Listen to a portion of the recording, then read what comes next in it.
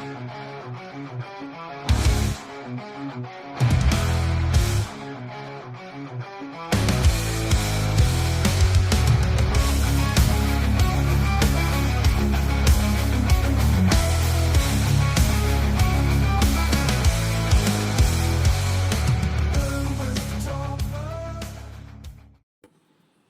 Friends, എല്ലാവർക്കും നമസ്കാരം. ശ്രീനാരായണ ഗുരു open യൂണിവേഴ്സിറ്റിയുടെ MA മലയാളം ഫസ്റ്റ് സെമസ്റ്ററിലെ വ്യാകരണ പഠനം എന്ന പുസ്തകത്തിലെ 2ാമത്തെ അധ്യായം, അതായത് വ്യാകരണ ചരിത്രം, അതിലെ ആദ്യത്തെ ഭാഗമാണ് നമ്മൾ നോക്കിക്കൊണ്ടിരിക്കുന്നത്. വ്യാകരണ പാരമ്പര്യം എന്ന ഭാഗം 4 ഭാഗങ്ങളായി തിരിച്ചുകൊണ്ടാണ് ഈ ഒരു അധ്യായത്തെ ഞാൻ എടുക്കാൻ ഉദ്ദേശിക്കുന്നത്.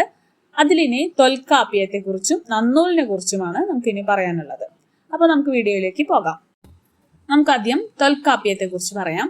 ദ്രാവിഡ ഭാഷകളിലെ ഏറ്റവും പ്രാചീനമായ വ്യാകരണ കൃതിയാണ് തൊൽക്കാപ്യം. തൊൽ എന്ന പദത്തിന്റെ അർത്ഥം പഴയത് എന്നാണ്. കാപ്യം എന്നാൽ കാവ്യം എന്നുമാണ് അർത്ഥം. ഇത് ഒരു അജ്ഞാത കർത്തൃകമായ കൃതിയാണ്. 1603 സൂത്രങ്ങളാണ് ഇതിലുള്ളത്. ഈ ഗ്രന്ഥത്തെ 3 ഭാഗങ്ങളായിട്ട് തിരിച്ചിട്ടുണ്ട്. എഴുത്തധികാരം, ചൊല്ലധികാരം, പൊരുളധികാരം എന്നിവയാണത്. ഭാഷയുടെ എഴുത്ത്, ചൊല്ല്, സൗന്ദര്യപരമായ തലങ്ങൾ എന്നിവയാണ് ഈ ഭാഗങ്ങളിൽ അന്വേഷണ വിധേയമാക്കിയിരിക്കുന്നത്. രസം, അലങ്കാരം, വൃത്തം എന്നിവ ചർച്ച ചെയ്യുന്ന പൊരുളധികാരത്തിൽ അകം കവിതകളെയും പുറം കവിതകളെയും തിണകളുമായി ബന്ധപ്പെടുത്തുന്നതിന് പുറമെ ഓരോ നായികയും നായകനും തോഴിയും ഓരോ സന്ദർഭത്തിലും ഏതെല്ലാം രീതിയിൽ സംസാരിക്കണമെന്നും ഏത് രീതിയിലുള്ള ഉപമകൾ ഉപയോഗിക്കണമെന്നും ഒക്കെ വിശദീകരിക്കുന്നുണ്ട്. ഇതുകൊണ്ടാവാം തൊൽക്കാപ്യവും മലയാള വ്യാകരണവും എന്ന ഗ്രന്ഥത്തിൽ പ്രൊഫസർ നടുവട്ടം ഗോപാലകൃഷ്ണൻ തൊൽക്കാപ്യർ വ്യാകരണ പണ്ഡിതൻ മാത്രമല്ല, ബഹുമുഖ വ്യക്തിത്വത്തിന് ഉടമ കൂടിയാണെന്ന് പറയുന്നത്. അപ്പോ എഴുത്തധികാരം, ചൊല്ലധികാരം, പൊരുളധികാരം എന്നിങ്ങനെ 3 ഭാഗങ്ങളിലായിട്ടാണ് തൊൽക്കാപ്യം എന്ന വ്യാകരണ ഗ്രന്ഥം വിരചിതമായിട്ടുള്ളത്. വ്യവഹാര ഭാഷ അഥവാ സാധാരണയായി സംസാരിക്കുന്ന ഭാഷയും സാഹിത്യ ഭാഷയും ഇതില് പഠന വിഷയമാണ് എന്നുള്ളത് ശ്രദ്ധേയമാണ്. ചിലപ്പതികാരവും സംഘകാലത്തിനു ശേഷം രചിക്കപ്പെട്ടതെന്ന് കരുതപ്പെടുന്ന തൊൽക്കാപ്യവും പൂർവകാല കേരള ഭാഷയെക്കുറിച്ചുള്ള തെളിവുകൾ നമുക്ക് നൽകുന്നുണ്ട്.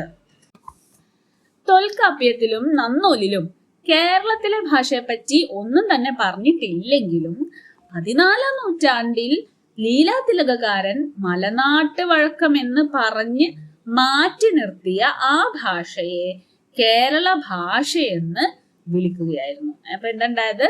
ലീലാതിലകകാരൻ മലയാളം എന്ന ഭാഷയായിട്ട് മലനാട്ട് വഴക്കം എന്ന് പറഞ്ഞ് മാറ്റി നിർത്തിയ ആ ഭാഷയെ ലീലാതിലകകാരൻ കേരള ഭാഷ എന്ന് വിളിച്ചു.